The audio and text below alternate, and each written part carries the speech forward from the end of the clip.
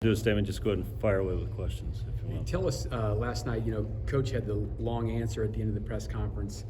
Then he resigned today. Can you give us a little idea of the timing, if he knew that was the end last night or if it was afterwards? As we talked, kind of throughout the year really, and then last night afterwards we talked, and I think I got a sense that he was ready to step away, and I appreciate how he's handled it. As you know, he's a classy individual, and we've been fortunate to have him, so I know it was a tough decision to come to, and certainly appreciate how he's handled it. So you weren't surprised that this was his call? No, not really. Kind of like I said, we knew what our expectations were for both of us. We didn't quite meet those yet this year. So. Coach, what did you think coaches what he said about the FBI investigation and the fact there hasn't been? I talked to another AD this morning, a Big 12 AD, who said I think that was spot on. Well, it's frustrating for coaches, though, particularly for coaches like Bruce that don't have situations or violations that they're being looked at, and it's frustrating for all of us in the business that it's taken this long to come to some sort of conclusion.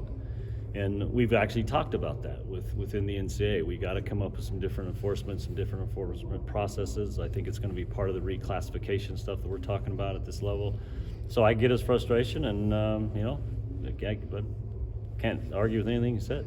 Gene, is there anything in particular that you'll be looking for in your next men's basketball coach? I actually, you think about it all the time. There's a lot of good things that we do, and there's a lot of good things about Bruce Weber that are still very, very important for us as a program, and certainly all those characteristics are going to be, I think this program, and I told our players this morning, I said, the reason this job is attractive is because of what you guys have put together as a team and as a group of individuals, and so I think we'll get some great candidates, whether it's a sitting head coach or a top assistant. I think we're going to look at all of those and see what's out there and express the interest, and we're going to start moving right away. We're not going to waste any time, and we're going to try to start talking to people as soon as we can. The press release said the terms of his contract will be fulfilled. Does that mean the buyout or the full? Yeah, it's the $1 million that'll still be upheld, and then he'll be on kind of administrative leave or whatever you want to call it until the end of April, and so then at that point we'll do the buyout and all the other things that come with it. And he's worried about the assistants. I understand that. We're going to send them to the Final Four and do all the things we can for them until their contracts run out. Okay. What's your expectation for this job, for the performance, long term? Well, I think for all of our programs, we should be in a position to compete for Big 12 championships on a regular basis, and certainly in a sport like basketball, to be able to qualify for the NCAA tournament on a pretty consistent basis. And it's tough to win a Big 12 championship. As we won a couple under Bruce, and it's been a long time before that we won one. So winning a championship is certainly our goal, but it's more important to put ourselves in a position to qualify for NCAA tournaments and go as deep as we can. And that's the thing we should all expect. Absolutely. How should K-State fans remember Bruce's tenure here? I think very fondly. I really do. I think, he, for whatever reason, Bruce just wasn't enamored. The fan base just didn't, hug him right out of the gate from day one. And he's done nothing but do it the right way. He's a classy guy, like I said. He treats our athletes tremendously well, and he's been very successful. And I think that's what they should remember: is a Big 8 run, a couple of Big 12 championships, and a program that's run clean. Financially, are you guys in a position where you can spend as much or as little money as you want on this next coach? I wish we could spend as much, but no, we can't. But I think we need to be competitive, and as you know, all of our salaries are typically not at the highest of the Big 12. But if we want to get the best candidate, we need to put a package together that can attract the best candidate. And there may be candidates out there that we don't have to pay the top dollar, but we can grow into that depending on how good success they have. But we're going to be within reason and within our budget, but also make sure we're in a position to be competitive from a salary perspective. You mentioned that maybe he wasn't welcome with open arms right at the beginning. You weren't here then. He mentioned today on the Zoom about social media being rough. The fans are tough at K-State, and he also talked about recruiting, getting kids to come to Manhattan. What are your thoughts about those things versus social media part of it, and kind of dealing with that, and then the part, can you recruit at the highest level in Manhattan? Oh, I think it can. There's no question. That's with our facilities and our fan base. I was just telling our staff last night, Casey was sitting next to me, we made that run at the end and the fans stood up and went crazy. They were loud. And there were, it was mainly for And so I said, think about that. We're a team with 14 wins. What imagine we're going to be if you have 20 and 21? And so the fan base is loyal, and they certainly are supportive.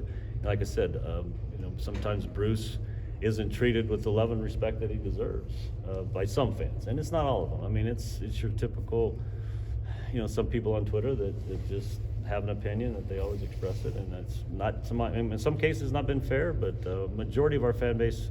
A great majority of our fan base are really great fans, and they're really loyal, and certainly we support us at a high level. Is there any concern for attrition on the current roster? Anytime you do a coaching change, you always worry about that, right? And as young people that have never been through this, the first thought is, oh my goodness, I got to go somewhere because I don't know who the coach is going to be. I asked our guys this morning when I talked to them for patience. I said, please, you have plenty of time. Let me get a chance and us get a chance to bring a head coach that you have a chance to visit with. If you do want to transfer, that's up to you, obviously, with the transfer portal. But I asked them to trust us, to trust you guys came here for a reason. That reason hasn't changed other than Coach Weber is not going to be your coach. Give us a chance to bring that coach in, have you a chance, and then you can make decisions after that. And if I, need to do some individual meetings with them, I certainly will. I ask for their feedback as kind of what they're looking for in a coach.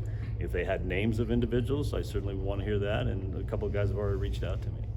Basketball's a little bit different than football this time of year. You guys are focused on the NCAA tournament, maybe not so willing to talk like bowl games.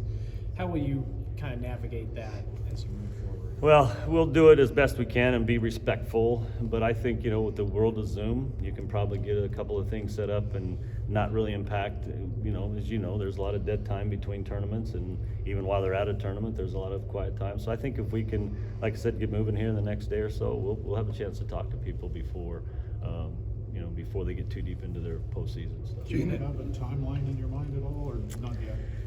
Not really. Wyatt, it's just going to be kind of, right now we're putting feelers out to candidates to see what their interest is, and once we get that interest back, then we'll start putting together a timeline. But, I'd like to not get to the Final Four with, as I said to some, I don't want to go to the Final Four with a coaching position in my back pocket. That's like the worst thing you can do. So if we can get it before then, that'd be great. You guys With gonna the hire transfer consultants, portal- or this is going to be just you Yeah, guys? we do have a search firm that we're working with. Who is that? It's Tell a us. Turnkey Associates, and the individual who's doing it helped us with the football search. Have you already With had the- people reach out to you? With name, image, and likeness, and with the transfer portal, how does that change a search today and the chance to rebuild today versus 5 years ago? Well, I think it's kind of similar in the recruiting world. A year ago, recruits weren't asking about what are your name, image, and likeness opportunities. I think a coaching candidate's going to say, what kind of opportunities do you have at K-State for name, image, and likeness? And, we obviously have examples of some of our athletes that are receiving pretty good deals, and I think we have some interest out there to even get more opportunities. So that's absolutely going to be a question, and we are prepared to answer that. I think we're in a good position. Have you already had candidates reach out to you during the process? Not candidates, but somehow agents get numbers, and I've already had a couple of text messages. So. Is there a member on the current staff that you can use as a conduit to the players to voice? Yeah, I think there's a couple. Obviously, those guys have been there and they've been around. I think all the coaches we need to, talk to and visit with and say, hey, help us with and they're also looking. They got to, find their opportunities too. So. We didn't talk too much today to any of the staff in great length. When I get back to Manhattan, I'll probably sit down with them and have some more of those conversations and just say, guys, we got to keep this group together as long as we can, and we'll help you, as you look for other opportunities. Would K-State connections matter to you, just in terms of consideration?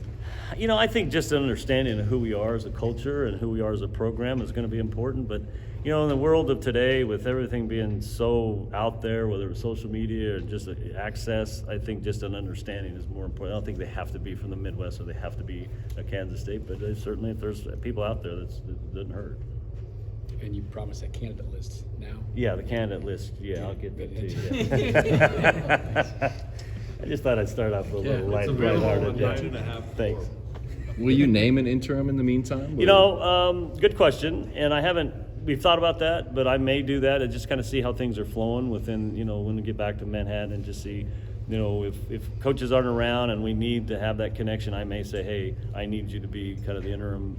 If everybody's still around and still kind of communicating and helpful, then we may not do that. But it may be something I'll do down the road. I don't want to read too much between the lines, but it sounds to me like the guys on your staff now maybe aren't head coaching candidates for this job. I would say they're not quite ready yet. That's correct. Yeah. Anything else? Thank you. All right, thanks, Thank you. guys.